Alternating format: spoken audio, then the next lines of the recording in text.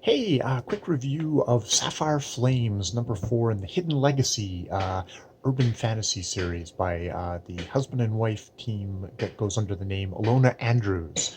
As you would tell by the cover, if I had the time and inclination to put it here, very kind of romancy kind of thing. We have a gorgeous woman in purple dress kind of hanging in the arm of handsome guy in tuxedo. This being Catalina Baylor, the head of House Baylor, in this world where magic is power. There's been a serum created. Certain people have magic, and they use this as this is basically the currency of power. Families kind of rule the roost in this urban fantasy world, which seems to be like our world, but sort of it has this structure over top of it. However, it's not a world where it seems like magic is hidden or anything like that. It's very kind of an open kind of thing, which if you're non-magical, you just kind of back off from, and you do not mess with these people because they are the super rich, basically, or the super powerful. Um, Catalina Baylor, her House Baylor, is nothing. They're nobodies in this world. Barely holding on by their things. Employed, actually, owned by another more powerful house that comes to them with a problem. The problem turns out to be that a woman and her daughter have been murdered.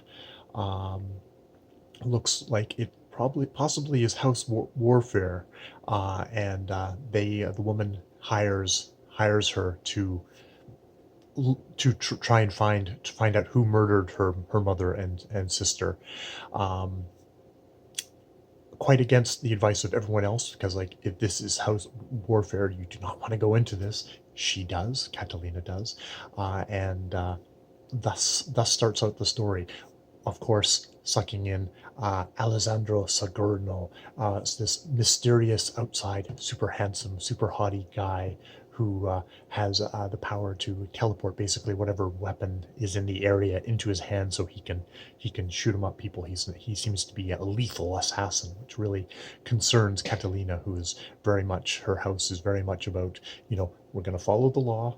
We're not going to kill anyone, outright, unless, like, in defense. And if we have a client, we remain loyal to that client, though we won't do anything illegal for that client. um, so this is the fourth in the series, and accidentally I just happened to pick up book number 4, and I went like, well, the theory is that a lot of stuff like this you can actually just kind of pick up in anywhere in the middle of a series, and if the author is doing their job, it should stand alone on its own. And actually, this is a very good hopping in point, because Catalina hadn't been the main character of this series up until then. I think it had been Nevada Baylor, and she had been kind of a character. Catalina had been a character in the background. She, with a siren voice, is able to basically make anyone love her and do whatever she wants. However, it has that the often thing in magic books where if they love you, but then they obsessively love you to the point where they want to rip off pieces of you and consume you. So it's one of these super double-edged sword things.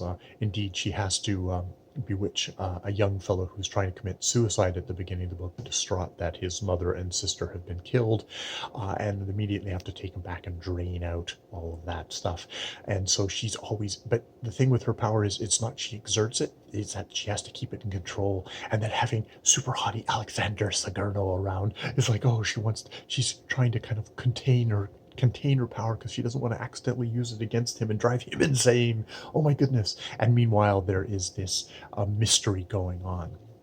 This it definitely this bops along. It's very much um, female. It seems like it's very female fantasy, in the sense of a female wish fulfillment, of a straight female wish fulfillment of, this is like, it's a super hot guy that I want, but I don't. I have to control myself over. And oh my God, he's so hot, and it's like immediately you just have he's like basically your chiseled almost romance cover. Well, he's on the cover of a romance thing, and it's like, oh my god. So it is a fun book. It is a light book. It's something that will probably drop out of my mind immediately. I've actually, just because of how my library is gone, the first one, Burn for Me, which does begin with Nevada Baylor, has come up on the thing. So I will get to go back and find out about that. I already it's one of these things. I guess the only spoiler is I would know who Nevada is with because I've read book 4, but to me that seems hardly a spoiler, hardly a surprise. So I'm going to go back and probably read up to number 4 in this series when I feel like a chocolate, something that's sweet, that's not nutritious, that just gives me a little bit of a kind of rush. I enjoy that there is works that are actually catering to female desire out there. Makes me feel better for all the the male books that do that. It's like, there is the female version of that out there, which makes me feel less of a mutant. Or less of a just, oh, only dudes have all this kind of like lust and desire and romance, not romance, but that in them. And it's like, oh, this is the book that actually kind of shows that the female side of things that way, which is refreshing in that, even though it's probably a fairly formulaic book. And I have a sense that a lot of these books will have the same formula of the kind of the woman who's like trying to be kind of powerful, but oh, here's an even more powerful man that I'm.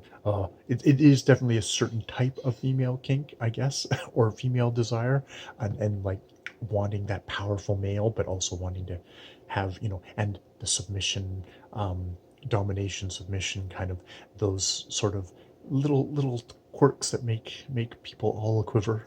Um, and that doesn't even exclude present company. So yeah, that's my review of Spphr Flms. A little short review there.